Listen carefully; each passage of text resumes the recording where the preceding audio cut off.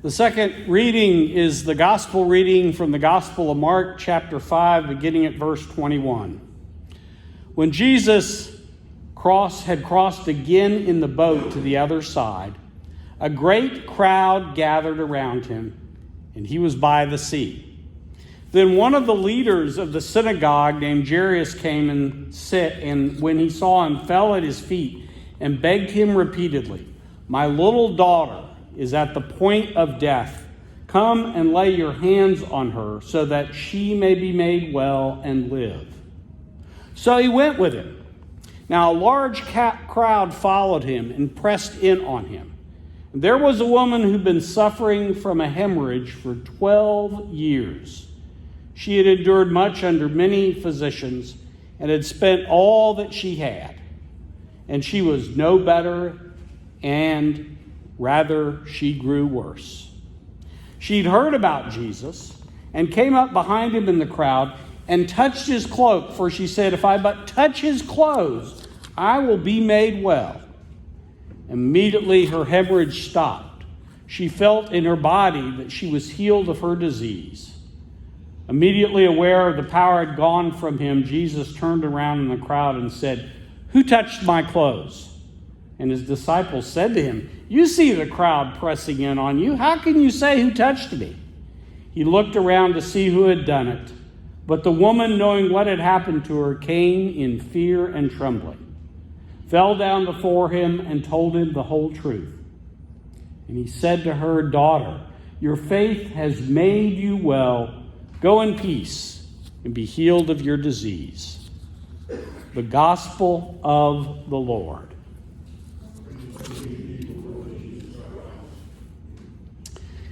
Today's gospel story about Jesus and the woman who needed healing is one of those nested stories, a bit like those Russian dolls that stack inside one another. The first story begins, and before it's resolved, another story begins. One commentator I read referred to this structure as a Markan sandwich. The first story is the story of Jairus. Jairus was one of the leaders of the local synagogue. His daughter was very ill to the point of death. He comes to Jesus and begs Jesus to come to his house and heal his daughter. Now, this kind of healing, I'm sure Jesus' public relations person would have approved. Jesus was helping one of the local leaders, the important religious types.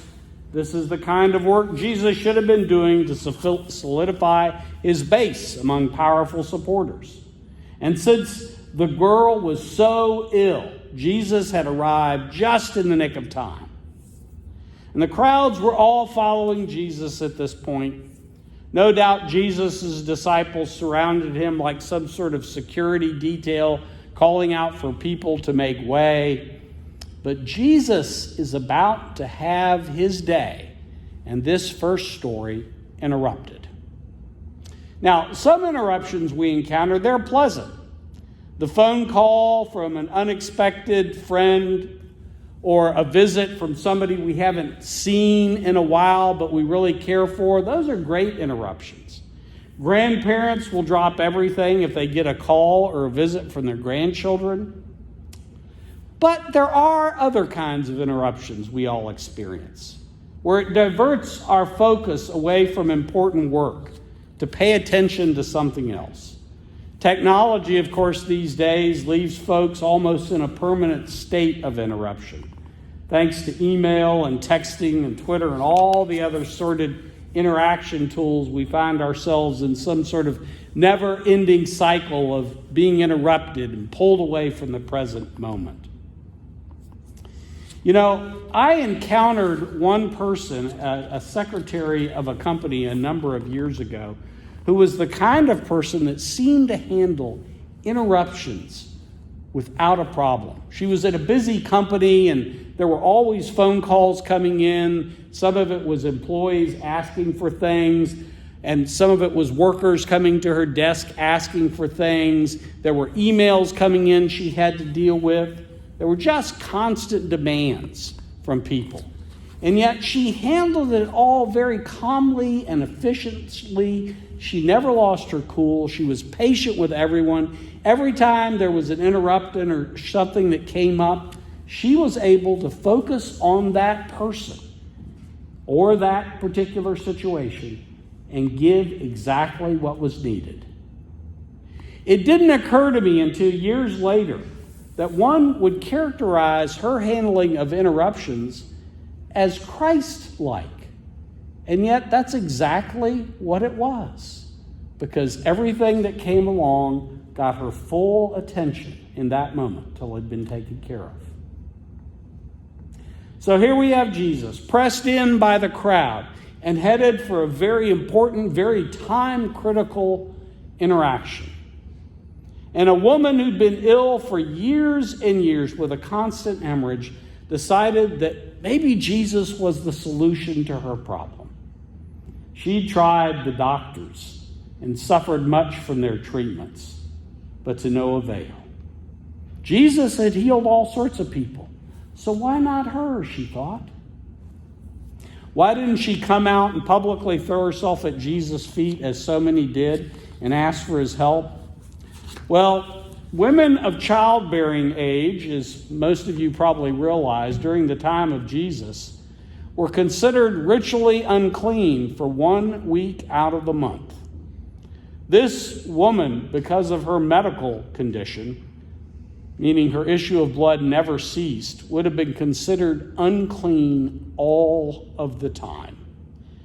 If she had been married, her husband would have divorced her years before. If she was older, then her own children might have limited their contact with her to avoid becoming unclean themselves. She'd probably lost all contact with any close friends she'd had. She'd become an outcast in her own community, isolated. So she did what she could when she ventured out to protect her privacy, probably wearing a cloak pulled up around her to hide her face, filled with shame that society had heaped upon her, trying to do her best to not be noticed, because if she had been, people would have pulled back from her. She was socially, religiously at the other end of the spectrum from this daughter that Jesus was going to go help. And I'm sure she probably thought to herself, Jesus doesn't want to even be bothered with me. So she worked her way through the crowd, keeping her face covered, until she could just reach out and touch his cloak, just the edge of his cloak.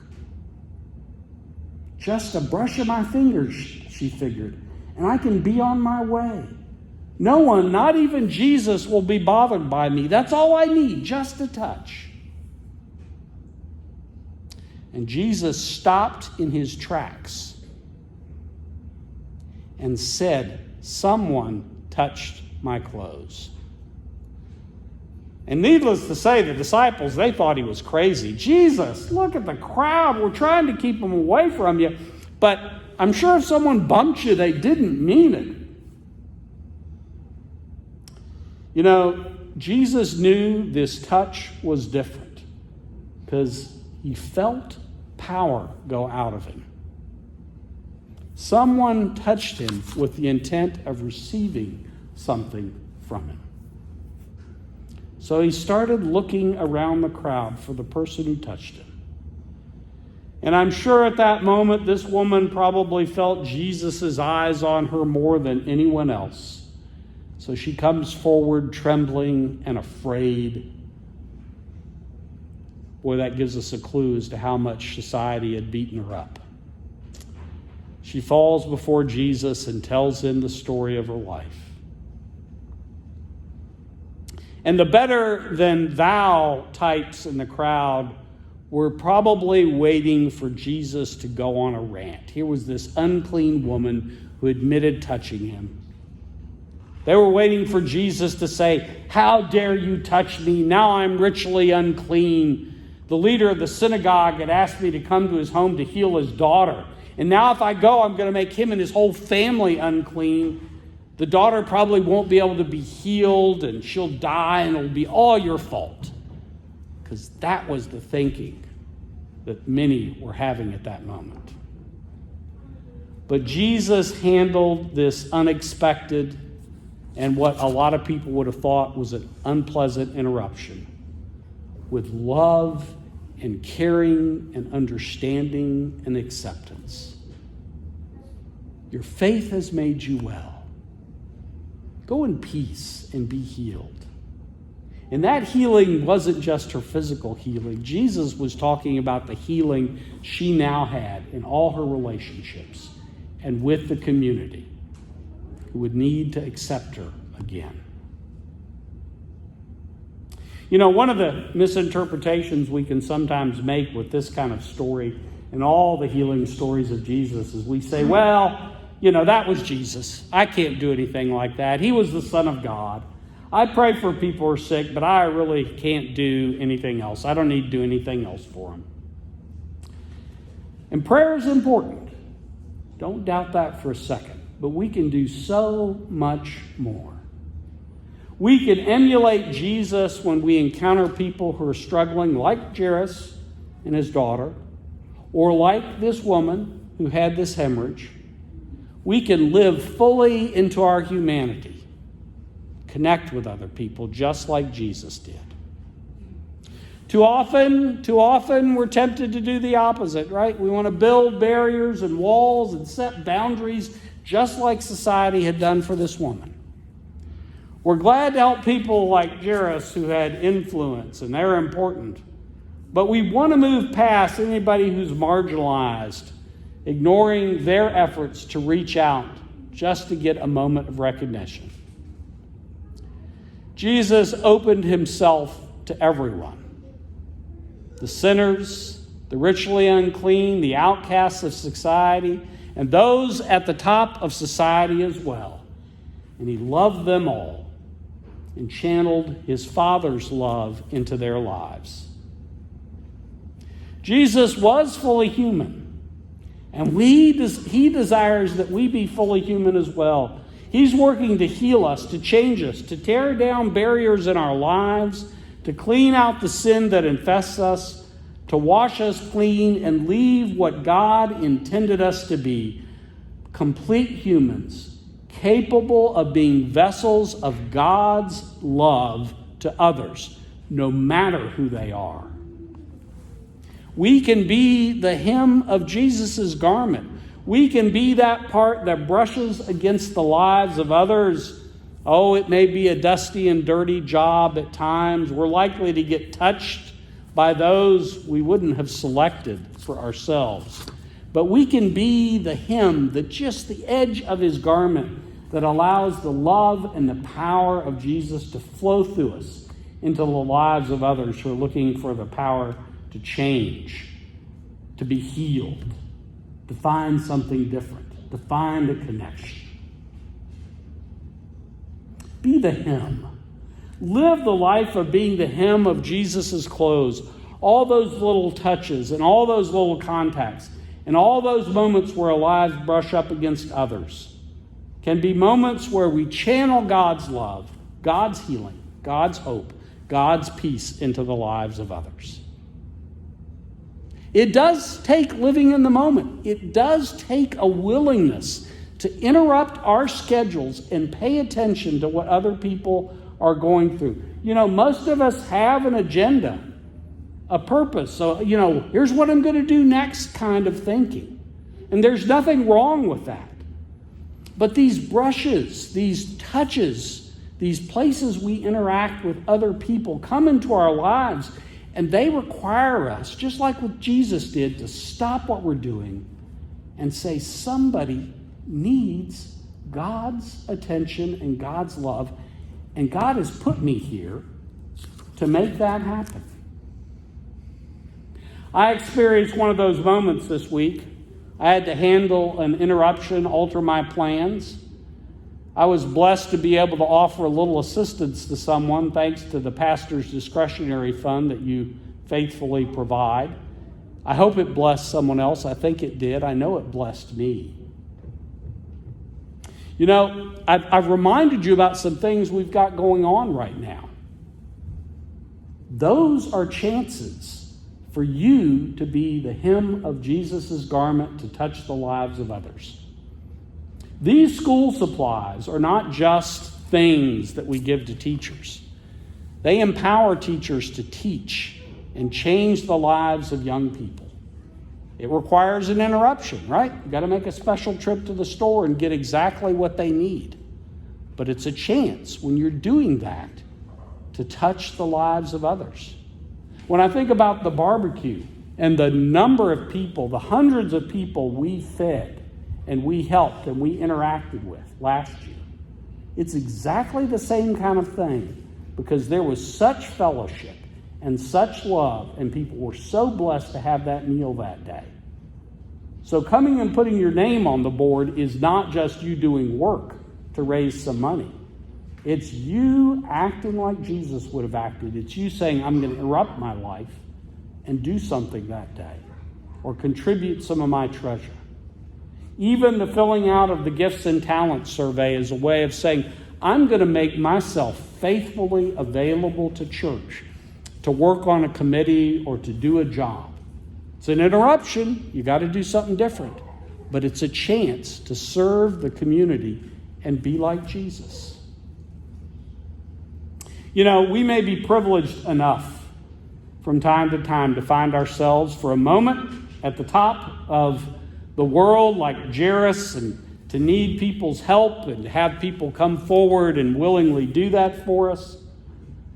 But most of us probably spend our time being like that woman in the crowd, right? We've got something we're bearing, and we're not sure if anybody wants to pay attention to it. And that's why it's so important to listen to this story and understand the little things that we do can really help people. The ordinary encounters of life that interrupt us are so important, because our lives brush against all sorts of people and our jobs and our families when we're in the stores, in schools, in everyday moment. And in that crush, in that moment when we think, oh, we've got too much going on, we can be the hem of Jesus' garment that touches the lives of others, that becomes an avenue for those who are seeking healing or peace or hope. So stop and notice what's going on in your life. Offer peace and healing like Jesus did in those moments. Amen.